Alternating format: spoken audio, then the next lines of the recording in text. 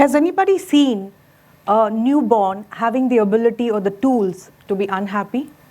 I don't think so.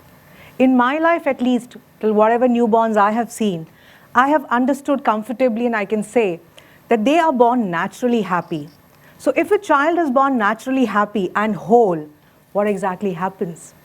So here I am today to talk to you about my perspective about the most essential experience of human being called as happiness.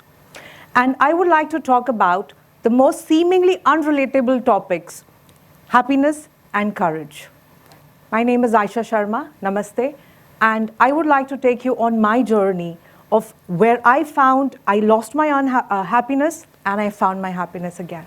So what is unhappiness?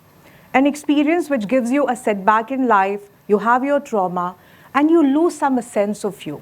So the emotions that one experiences are feeling homesick, broken, jealous, low self-esteem, unhappiness, sadness, wanting to find external gratification.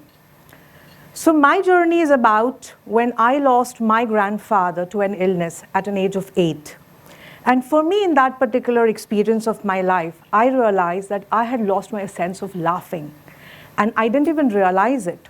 It's amidst the gathering of family members where some moaned, some chatted. And I wondered, the little me, why are people behaving the way they are behaving? In my growing up years, I didn't even realize the profound effect that absence of my grandfather had on me. And when the entire family kind of split apart. Now it so happened that I lost my ability to enjoy life. I thought that finding a boyfriend, having more pocket money, if my parents would love me a little more, would kind of, fill up that particular void or the emptiness that was there in me. But little did I know that I was only slipping down further. My next setback in life happened when I lost my mother to cancer. I crumpled. I went numb. And the losses were just piling up. Time moved forward because physiologically you grow. And I embraced motherhood. But I knew that something was missing within me. And I knew that if I did not find out what was really missing within me, I would pass on that trauma to my child or the life growing within me. And here I talk about the intergenerational trauma or the transgenerational trauma, a trauma when not healed in one particular generation has the ability to pass on in the next generation and the generation further. So I knew I had to dwell deeper. So I decided to go into a silence and a meditation course called as Vipassana. And that is the first time I kind of removed the first layer of my grief. But I knew something was missing because every time I would sit in my moments of silence, that little 8-year-old would come and tap on my shoulder and would say, "See me." And I knew I now had to confront this little girl. Well, we all want happiness and we all yearn for it, but it takes a lot of courage.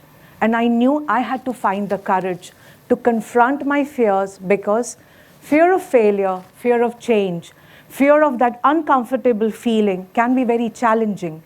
It can stop us from wanting to know what really lies beneath that we are not ready to see. And that is when I decided to do the inner child work, where I had to get in touch with that 8-year-old who was lost somewhere. It's only when I did my inner child work. Now, inner child work is basically the traumatized child which has frozen somewhere in the memory, but has chronologically, physiologically grown and is not able to discover itself. So when I did my inner child work, it was the most profound experience of my life because I realized, and it was the naivety of the 8-year-old, let me tell you, because I realized that if I start becoming happy again, I would actually forget my grandfather.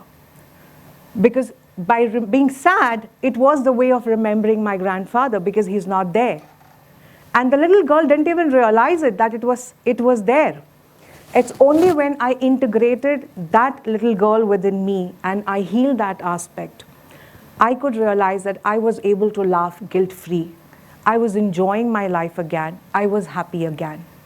Well, it's a very, very simple understanding that we have. We kind of forget that when we integrate aspects ourselves that we have lost somewhere, we become whole again.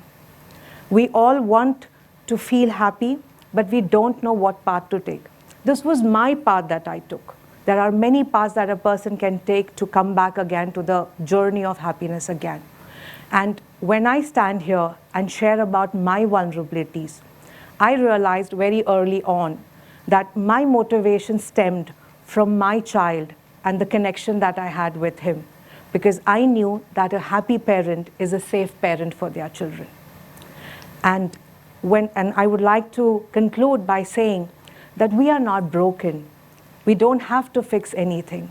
But if we are able to integrate those aspects of us and become whole again, I think we are able to connect in a more authentic manner to people around and build relationships, because I think in the authenticity is where we find true happiness and true connections. Thank you so much.